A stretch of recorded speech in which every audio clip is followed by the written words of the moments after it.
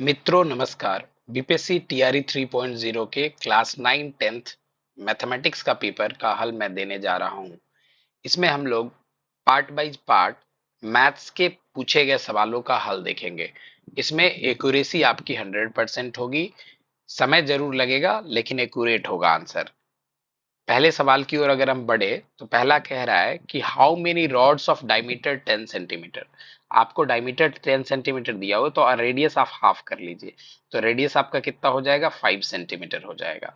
Length आपको 1.4 metre दिया हुआ है तो आप 140 क्या कर लीजिए, सेंटीमीटर कर लीजिए। मीटर से हमने सेंटीमीटर में चेंज करने के लिए 100 से मल्टीप्लाई कर दिया है। Will be formed by melting the rods of length radius 7 centimetre and length 10 metre. 10 metre को हम सेंटीमीटर में चेंज कर लेते हैं। तो 10 मीटर को अगर हम सेंटीमीटर से चेंज करें तो क्या हो जाएगा, 1000 सेंटीमीटर।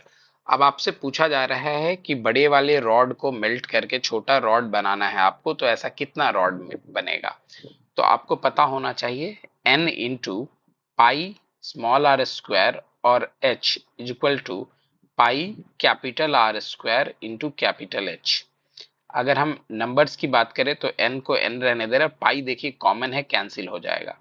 आर स्क्वायर यानी छोटे वाले आर का स्क्वायर यानी 5 इंटू हाइट क्या है, तो 140 है, is equal to r square. बड़ा वाला आर, तो बड़ा वाला आर आपको दिखाई देगा 7 सेंटीमीटर है तो 7 इंटू 7 और इंटू एच क्या है आपके पास 1000।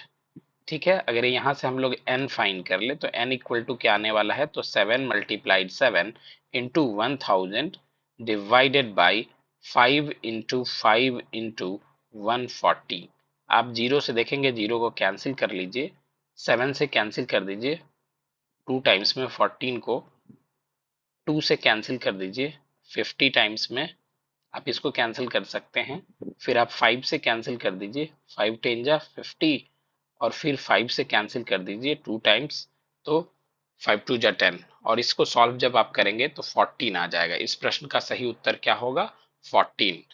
ए पहला सवाल 71 का जो पहला आंसर होगा वो ए होगा, यानी 14 ऐसे छोटे छोटे रॉड आपके क्या किए जा सकते हैं, बनाए जा सकते हैं। बढ़ते अगले प्रश्न की ओर। अगला प्रश्न हमारा क्या रहा है कि एक रेगुलर हेक्सागन है जिसकी साइड जो है वो 8 मीटर है।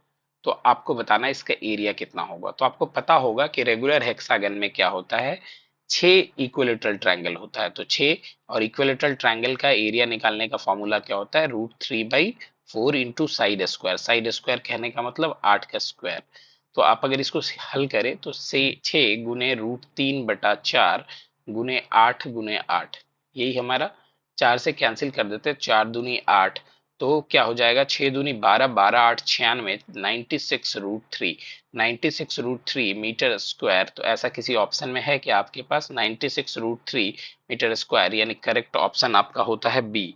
बढ़ते हैं अगले प्रश्न की ओर। अगला प्रश्न क्या आ रहा है कि the length of cylindrical pipe is 70 centimetre. Length दिया हुआ है 70 सेंटीमीटर और डायमीटर दिया हुआ है 2.2। यानी अगर रेडियस लेना हो तो इसका 2.2 को 2 से डिवाइड कर लेंगे। रेडियस लेना हो तो 2.2/2 हो जाएगा। अब कह रहा है कि 1 सेंटीमीटर क्यूब का जो वेट है वो 10 ग्राम है। तो बोल रहा है टोटल वेट बताइए। तो सबसे पहले तो हमको वॉल्यूम निकालना पड़ेगा पाइप का। तो वॉल्यूम निकालने के लिए क्या करेंगे, पाई यानी 22/7 आर स्क्वायर यानी 2.2/2 into 2.2/2 pi r square h कितना है 70 सेंटीमीटर। और इससे आपका वॉल्यूम निकलेगा। तो वॉल्यूम निकलेगा, डेसिमल उड़ा के नीचे जीरो, डेसिमल उड़ा के नीचे जीरो। अब 7 से कैंसिल कर देते हैं, 70 कितने बार में कटेगा, 10 बार में। अब 11 से 22 को काट देते हैं और 10 से 20 को काट देते हैं 2 टाइम। फिर आप क्या क्या कर सकते हैं, इसको आप 10 बार में काट सकते हैं और इसको आप 11 बार में काट सकते हैं। फिर क्या होगा, एक 10 से एक 10 उड़ा दीजिए और यहाँ कैंसिलेशन कर लीजिए। आप कैंसिल कर सकते हैं 10 को 5 से, आप 2 बार में और इधर 11 बार में। तो यानी वॉल्यूम जो हमारा आ गया है निकल के वो क्या हो गया है, 11 गुने 11 और बटा कितना आ गया 5 और एक इसमें है सेंटीमीटर क्यूब में। अब आपको 1 सेंटीमीटर क्यूब का वॉल्यूम दिया हुआ है तो 10 सेंटीमीटर जो भी आपका जो वैल्यू निकला है उतने का आपको निकालना है। तो बस सिंपली सा काम है कि वेट के लिए मल्टीप्लाई कर दीजिए। तो 1 सेंटीमीटर क्यूब का दिया, उतने सेंटीमीटर क्यूब का निकालना है, यानी 11 × 11 × 11 और बाई कितना होगा 5 और इंटू क्या करेंगे 10, तो आपका आंसर आ जाएगा। तो इसको कैंसिल कर देते हैं, तो 5 × 2 = 10 और आपको याद होगा 11 का क्यूब, 11 का क्यूब जब आप निकालते हैं तो कितना आता है 1331 के आसपास आता है, 1331 आएगा ये, और गुना करिएगा 2 से, तो 2 से जब आप गुना करेंगे तो 2 का 2, 2 तिया 6, 2 तिया 6 और 2 का 2, यानी 2662 आ जाएगा। किसी ऑप्शन में है क्या 2662? तो बिल्कुल आपके फर्स्ट ऑप्शन में ये उपलब्ध है। तो यानी जो वेट होगा वो क्या हो जाएगा आपका 2662 ग्राम। तो इसका सही ऑप्शन कौन है? आपका सही ऑप्शन है आपका A, option A is the correct one. चलिए बढ़ते हैं अगले प्रश्न की ओर। अगला प्रश्न हमारा क्या कह रहा है कि the product of roots of a quadratic equation, मतलब एक क्वाड्रेटिक इक्वेशन दिया गया है, इसमें आपको रूट्स का प्रोडक्ट पूछा है, यानी अल्फा इंटू बीटा पूछा है। तो अल्फा इंटू बीटा पूछा है तो आपको पता होगा कि सी बाई ए होता है, तो सी के प्लेस पर क्या होता है कांस्टेंट टर्म, तो क्या हो गया 6 और बटा ए, ए यानी 2। अब 2 से 6 काट दीजिए, कितना बार में 3 बार में, ऑप्शन है क्या कोई? तो ऑप्शन सी इस प्रश्न का सही उत्तर होता है। अगले प्रश्न की ओर बढ़ते हैं। प्रश्न 75 नंबर कहता है if the diameter of a bill is 70 centimetre और 720 राउंड लगाता है तो ये कितनी दूरी कवर करेगा? तो आपको पता होगा कि एक बार जब चक्कर लगाता है तो अपने सरकमफेरेंस यानी 2 पाई यानी 22/7 आर के इक्वल कवर करता है एक चक्कर में ये। और कितना चक्कर आपको दिया गया 1720 चक्कर दिया, तो इसको मल्टीप्लाई आप कर दीजिए, आपका काम इजिली हो जाएगा। तो 7 से अगर हम कैंसिल कर दे तो 10 टाइम्स। अब इसके बाद तो सिंपल मल्टीप्लिकेशन का खेल है, मल्टीप्लिकेशन अगर हम कर ले तो हमारा काम क्या है हो जाने वाला है। लेकिन आप एक ध्यान देंगे कि यहाँ जो वैल्यू दी गई है वो आपके मीटर में है, तो अंत में आपको क्या करना पड़ेगा 100 से डिवाइड करना पड़ेगा। तो 100 से डिवाइड जब करना पड़ेगा तो क्यों ना हम पहले से ही इसके 2 जीरो को इमिट कर दें, यहाँ से 2 जीरो को इमिट कर देते हैं और बाकी पार्ट को गुना कर देते हैं। तो 172 गुना 2 गुना 22 बराबर क्या आने वाला है? तो इसको जब आप गुना करेंगे तो 7568 आएगा। 7568 कितना आने वाला है? मीटर में आने वाला है, क्योंकि हमने इसको 100 से ऑलरेडी यहाँ पे डिवाइड कर दिया था। तो इसलिए करेक्ट ऑप्शन आपका कौन है? सी। तो इस प्रश्न का सही उत्तर है सी। बढ़ते हैं अगले प्रश्न की ओर। अगला प्रश्न है on selling 20 chairs Hari gets a profit equal to sell price of 5 chairs, मतलब 20 कुर्सी बेचकर हरी 5 कुर्सी के विक्रय मूल्य के बराबर प्रॉफिट गेन करता है। तो बोल रहा है कि आप बताइए कि इसकी प्रॉफिट परसेंट क्या होगी। तो हम मान लेते हैं कि एक चेयर का जो एसपी है, एक चेयर का जो एसपी है मान लेते हैं 1 रुपया, और तो इस तरह से 20 चेयर का जो एसपी हो जाएगा, 20 चेयर का जो सेल प्राइस हो जाएगा वो कितने का हो जाएगा? 20 रुपए का हो जाएगा।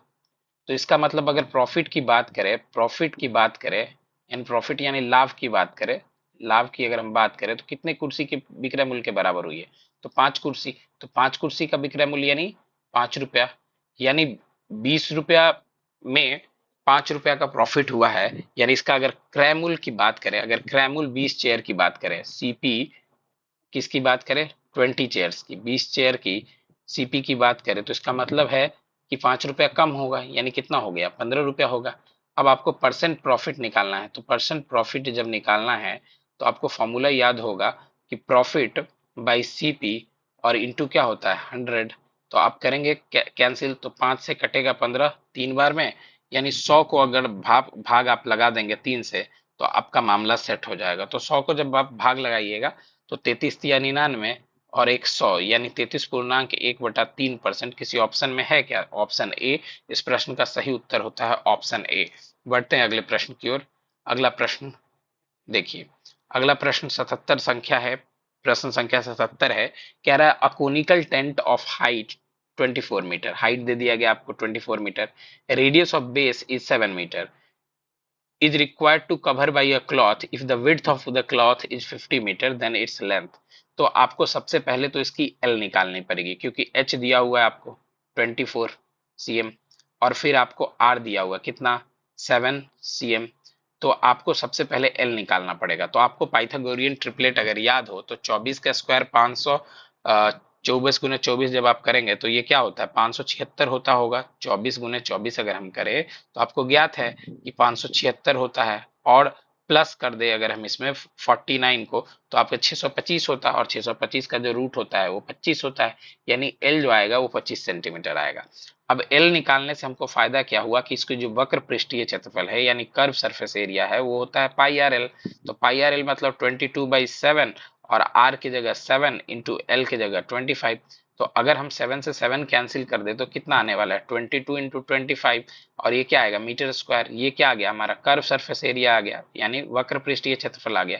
और आपसे कपड़े की लंबाई पूछा है तो सीधे 50 से डिवाइड कर दीजिए इस रिजल्ट को। सीधे अगर आप 50 से डिवाइड कर देंगे तो आपको कपड़े का लेंथ मिल जाएगा। तो 25 से अगर 50 को डिवाइड करें तो कितना आने वाला है, 50 को अगर हम डिवाइड कर ले 25 से तो 2 बार में, और 2 से जब 22 को आप काटेंगे तो कितना बार में कटेगा, 11 बार में। यानी प्रश्न का सही उत्तर कौन है, ऑप्शन सी 11 मीटर।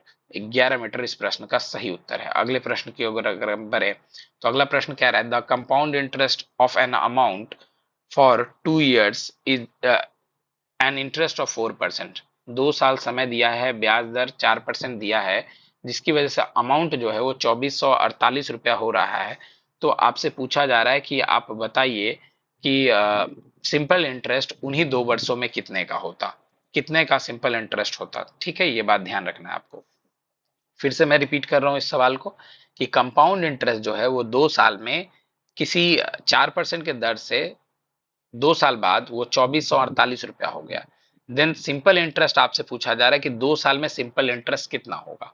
तो अगर आप देखेंगे तो इसको हम डायरेक्ट बनाते हैं बिना कोई फॉर्मूला लगाए हुए। तो आप देखेंगे कि अगर हम ऐसा कर ले कि 2448 को अगर हम ऐसा लिख दे 1200 प्लस 1200, इसका मतलब 2400 हो गया, और 48 लिख दे तो आपको जोड़ने पर 2448 आ जाएगा। तो देखिए कोई भी अमाउंट यहाँ प्रिंसिपल था तो प्रिंसिपल का 4% के हिसाब से, 4% के हिसाब से पहला साल में फर्स्ट ईयर में तो इतना बना, पहला साल में इतना बना, और दूसरा साल में भी 4% के हिसाब से इतना बना, लेकिन फिर इसके बाद इसका भी तो 4% मिलता है।